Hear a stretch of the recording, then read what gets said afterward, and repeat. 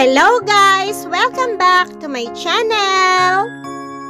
At kung first time mo dito sa channel ko, please do subscribe guys. At maraming pa akong share sa inyo ng mga baking tips, tricks, and techniques ng cake decorating na pwede nyong gamitin at gayahin sa mga susunod nyong orders.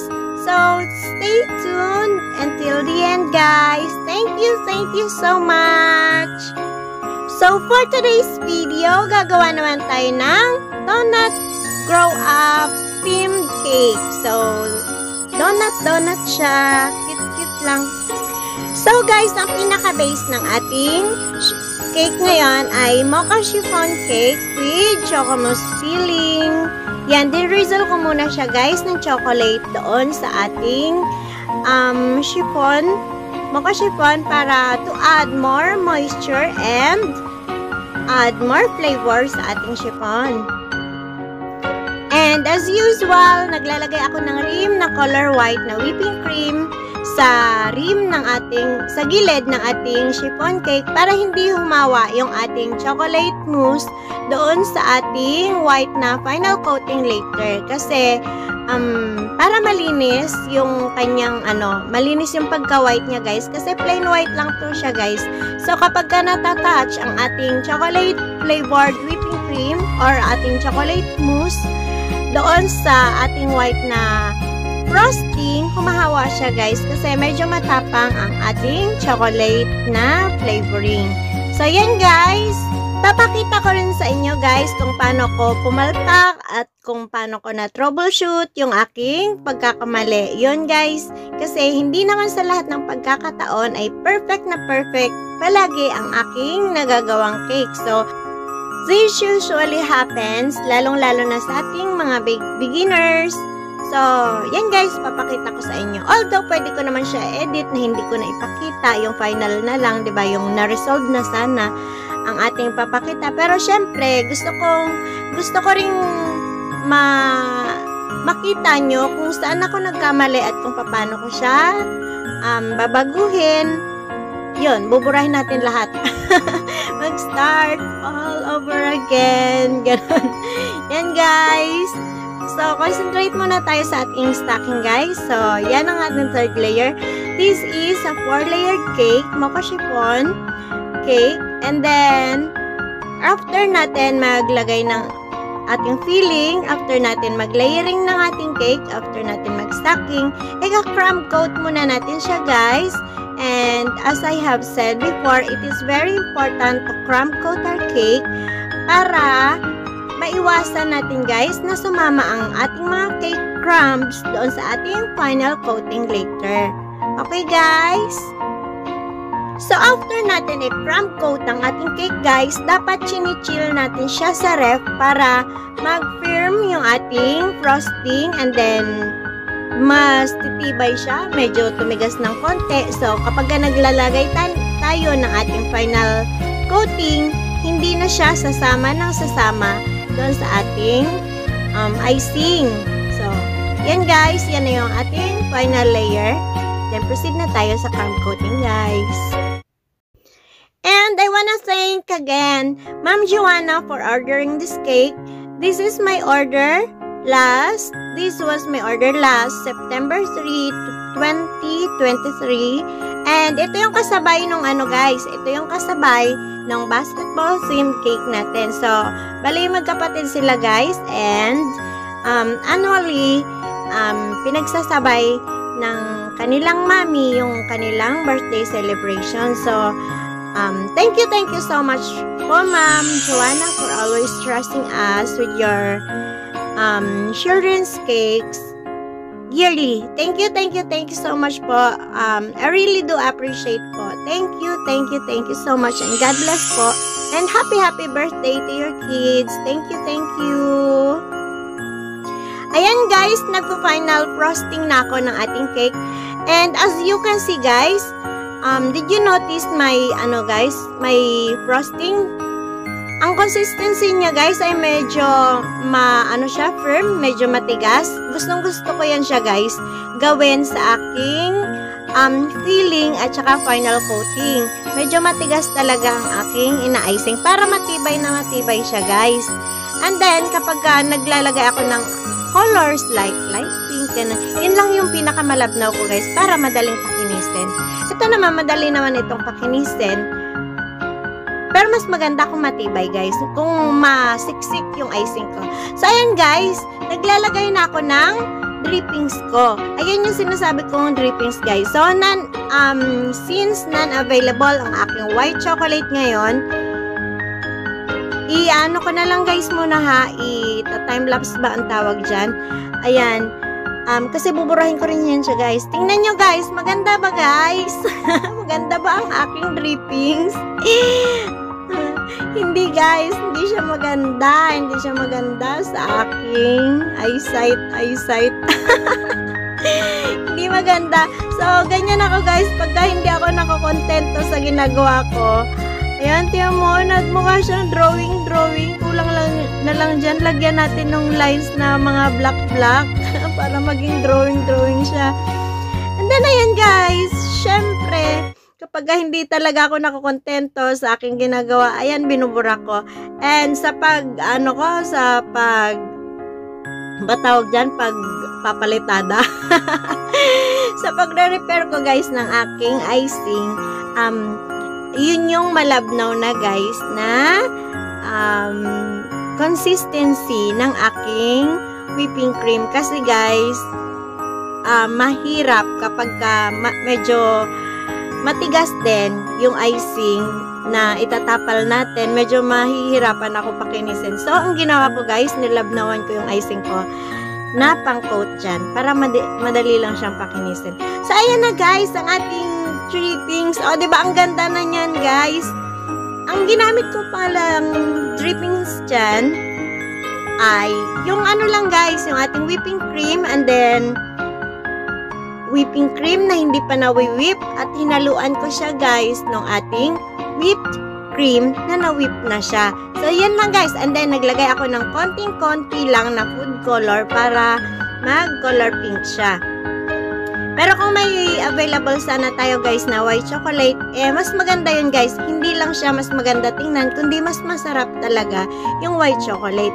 But, since hindi non-available ako ngayon at hindi naman yun siya kasali dun sa pinaka-costing sa price na binigay ko. So, ito na lang, guys. Pwede rin naman to, guys. Diba, guys? Mas maganda siya compared dun sa kanina. Maganda yung ating drippings na medyo runny siya. Pero, not too runny, guys. Kasi kapag sobra namang runny, ay nagiging transparent siya, guys, and then bumabagsak lahat. Kaya kailangan control pa rin, guys. And after that, guys, ibabalik natin siya sa ating fridge para ma-chill ng konti, para mag-stop na yung kanyang pagdaloy pababa, guys. Yan. Kasi yung kung makikita nyo, dumadaloy pa rin siya pababa, diba? So, nag-stop na siya dyan, guys. Nag-firm na siya. Then, papakita ko rin sa inyo kung paano yung pinakamadaling paglalagay ng ating sprinkles. Yan lang, guys, gamit ang ating acetate, yung pinaka lang, guys, yung pinaka thin na acetate para madali siyang sumasama siya, as in sumasama sa shape ng ating cake. Kunwari, ayan, pa-curve na siya, nag-curve din siya. Kung matigas yan siya, guys, mahihirapan ka dyan. So, kailangan manipis lang yung acetate na gamitin natin yan. Dati struggle din ako dito sa pagdidikit. As in, gusto kong yung pira-piraso yung nalagay para hindi siya sumusobra, hindi kumakalat, hindi umaano. Pero yan na ngayon, guys. Napakadali lang. Ididiin-diin lang natin dyan and then titigas. Ay, didikit na yan siya dyan. And then, ayan, guys, yung mga excess natin dyan, iipunin din natin, didikit, and then yung sobra, ilalagay natin sa top. And then yan, guys, ang ginagawa ko dyan, kaya ko siya pinapaikot ng ganyan, kasi dinidiin ko pa yan siya lalo, guys. Dinidiin ko pa para lalo pa siyang dumikit doon sa ating cake. Para sa delivery, hindi siya naglalaglagan, ganun, guys, para hindi magtanggalan yung ating mga sprinkles. And then, very important din na bago tayo maglagay ng ating sprinkles, dapat chilled na chilled yung ating guys, yung ating cake, kasi magme-messy-messy yun siya, guys. And then, ayan, guys, since donut nga yung theme nito, guys, yung donut, ayan, lalagyan ko siya ng donut glaze. Bali, pinapahiran ko siya dyan, guys, ng tissue kasi yung donut ng brand na yan ay medyo, may glaze na siya, guys. May glaze na. So, para dumikit itong ating pink, sana ito pink sana. Kasi natanggal din, guys, yung kulay niya. So, siguro, dagdagan ko pa na siya ng icing sugar. Bale, ito, guys, ay icing sugar lang to. And then, confectioner sugar. And then, nilagyan ko lang siya ng konting-konting water para melt. And then, yan, dinagdagan ko siya ng iba pang donuts. Kasi dalawa lang yung available na donut natin. And then, pati yung donut, guys, provided yan ng ating client. Donuts. Yan, provided yan ng ating client. Lahat ng toppers, guys, provided ng client natin. So, ang pinaka-price na binigay ko ay yung pinaka-price lang ng cake natin. O, diba, guys? Cute. Palang ginawa ko dyan, guys, yung barbecue stick, guys, ko siya, binalot ko siya sa foil, and then tinusok ko dyan sa dalawa niyang para matibay na matibay. Para kahit anong uga-uga sa biyahe, kasi yung deliver natin, kailangan natin i-assure yung kanyang safety. Ayan, guys, ginawa ko na rin yung kanyang cake topper kasi wala talaga akong mahagilap dito sa malapit sa amin na nagagawa ng ganyan topper. So, ako na lang din gumawa, guys. Kung gusto nyo, guys, gagawan ko rin yung video kung paano ko ginawa yung mga toppers ko. Pati yan, guys, yung pangalan ng baby girl. Gamit ko dyan, guys, ay yung glittered foam. Pero, as you can see kanina, kahit anong kutkut ko, hindi siya natatanggal. So, safe naman siya, guys, at gamitin sa ating cake kasi hindi naman natatanggal yung glitters. And then, glittered foam yan siya, guys. Pero, siya, sticker na super siya mag-stick. Halos na siya matanggal. Kapag once na dinikit mo na siya, parang mahirap na siya tanggalin. So, ayan, guys. O, diba, guys? Cute. Ayun, kumikinang-kinang. Cute ba, guys? O, ako lang nakukyutan. And I'm so happy din dahil happy ang ating client, nagandahan sila, and then, yun, na-enjoy naman nila. So, thank you so much again, Ma'am Joanna, and happy birthday, Baby Roan. Thank you so much, and God bless po.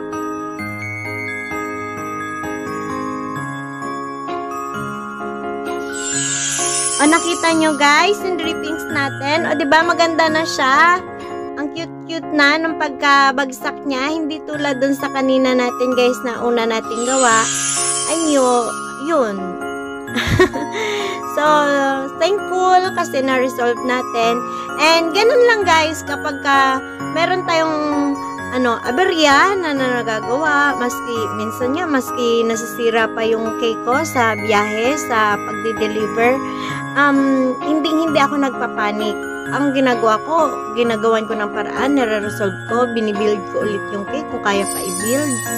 And then, yun, kailangan kalmado lang tayo sa, kung pwede, sa lahat ng pagkakataon. Kasi, guys, kapag nagpanik ka, totoo lang ha, pag nagpanik ka, hindi rin naman mabubuo yung cake, diba? Hindi mare-resolve, lalo kapag pinainit mo yung ulo mo, uminit ang ulo mo kasi ganito, kasi ganyan, kasi inalog mo, kasi ganyan. Maghanap ka pa ng sisisihin, yung taga-deliver, yung ganyan minsan. Minsan yung ibang bakers, yung rider, ang sinisi. Hindi. Mahirap ang delivery, lalo na kapag motor ang ginagamit na pang-deliver. So, medyo mahirap din yung pinagdadaanan ng ating mga rider. Kasi medyo mahirap talaga yan siya balansin, lalo na kapag motor ang gamit. So, kapag talaga, pinaka-safe talaga na delivery natin ay yung ipa-pick up natin sa mga clients natin. Hindi dahil sa, nasa inyo na yan, kayo nang bahala, pag nasira, kayo may kasalanan. Hindi. Kundi yung meron silang mga sasakyan na dala. Kasi alam nila na cake yung bit-bit nila, diba? So, kailangan ng extra care, ganon. So, mas maganda kapag pinapipick up natin. Lalong-lalo na, pwede rin naman pick up ng taga-deliver, like mga Lala Move or Lala Car, ganon. Lala Car or Grab Car, mga ganon. Ganon yung pinakamagandang pick up. pinakamagandang delivery. Basta naka-car kasi yung car mismo, naka-aircon, di ba? So, ayun guys, proceed na tayo sa ating cupcake. So, binubutasan ko siya guys gamit yung ating Zagu straw. Yung boba straw ba tawag dyan? Basta yung sa ano guys, milk tea. Yun. Yan yung iniikot-ikot lang siya. Napakadali niyang gamitin guys. So, iniikot-ikot lang and then natatanggal na yung loob niya. And then yung loob niya natanggal, pumapasok na siya dun sa ano, sa straw. Yun. And then tatapon na natin yun. So, walang messy tayo ngayon. Yan. And then, nag-filling na tayo ng ating chocolate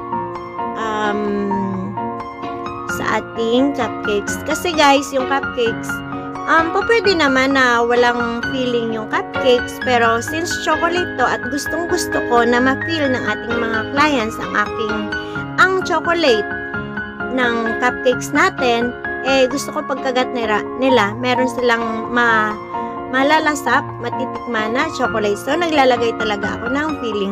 So, etong cupcakes ko na ito ay isang flavor lang to. Hindi ako nagpapalit ng flavor sa cupcakes kasi dito na yung gamay ko. At ito din naman yung favorite nilang orderin. So, ito na lang. Wala akong choices of flavors pagdating sa cupcakes. Yan at yan lang talaga yun. At gustong-gusto to ng aking mga clients. Kasi, sabi nila, habang tumatagal daw yung aking moist chocolate cake, ay lalo daw siyang sumasarap. Yun, sabi ng aking mga clients. And then, ayan, hindi na rin ako nag-ask ng additional payment for the filling, for the chocolate filling, for the cupcakes. Kaya rin na yun, kasama na yun sa aking costing. Yung super rich na ating choco fudge ay syempre, homemade pa rin namin yun ng aking panganay na anak. Kami lang gumagawa niyan. Ayan, using our star tip, magpa-pipe lang tayo ng ating rosettes dyan. And then, pati yung toppers, ako na lang din gumawa. DIY cupcake toppers natin. Kinuha ko lang yan guys sa Google guys. And then, pinrint and then ginupit. Ayan. Isasama ko na rin yan guys dun sa ating video ng ating toppers. Ayan. O, diba guys, cute na siya. And then, mag-a-add na lang tayo ng sprinkles para maging donut theme na siya. Sprinkles na colorful. Dapat iba-iba yung kulay ng ating sprinkles. Para colorful. So, yun na guys, ang ating lovely cupcakes.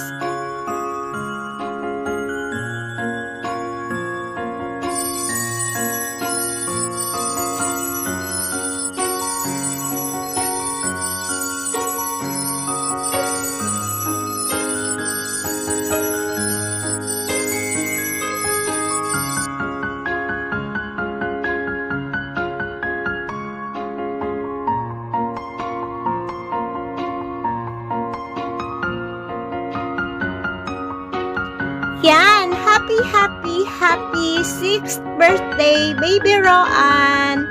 Thank you so much again, Ma'am Joanna and family. Thank you po. And God bless to your whole family po. Thank you. At idadagdag ko pa na rin pala guys sa aking hanash-hanash. Kung mapapansin nyo, sa bawat video na ginagawa ko, kapag nandyan yung anak kong panganay, ay pinapahawakan ko talaga sa anak kong panganay.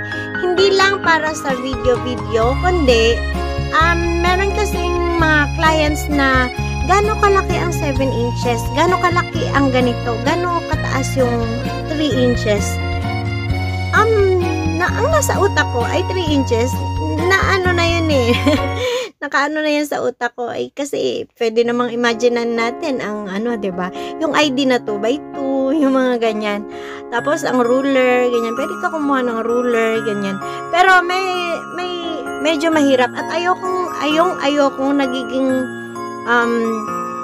rude ang dating ng sagot ko doon sa client ko. So, ang ginagawa ko na lang ay pinipicturean ko yung anak ko na hawak niya yung cake. Tapos, yun yung isi-send ko sa aking client. So, napakadali. Pag nakita nila na ganito kalaki ang 7x5, ito na siya. At yung katabi niya naman ay 7x3. At ugali ko rin na pinagtatabi ko yung magkaibang size ng cake para makita nila yung difference. So, ito siya. ang order talaga nito sa akin ay 8x3 lang, pero ginawa ko siyang 7x5 kasi yun yung pinakabagay sa design niya, guys. And then, tinabi ko siya dyan sa basketball na cake ng kanyang brother para may sample photo ako nung difference ng sizes ng aking cake para ipakita ko sa client na, ma'am, ito po yung 7x5 at ito po yung 8x3. So, pinag-iba ko ng size. Yan yung purpose kung bakit pinag-iba ko ng size itong cake orders ko last September 3.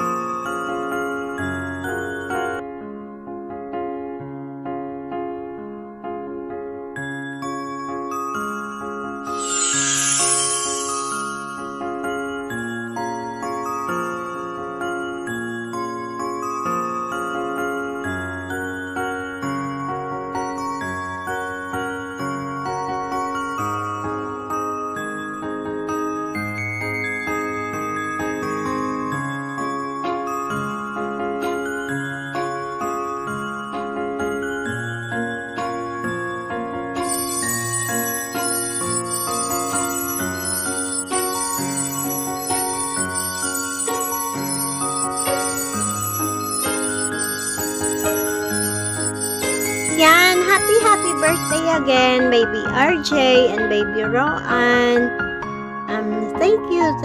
Thank you so much, and God bless.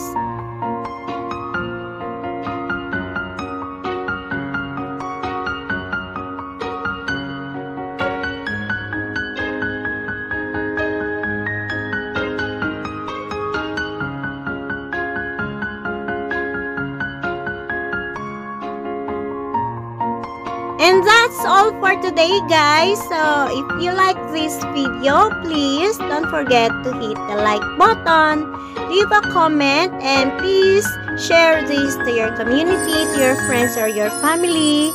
And also, of course, please don't forget to subscribe and hit the notification bell button for new updates. Thank you so much. Take care always, guys. God bless. See you again tomorrow. Bye-bye. Bye-bye, guys.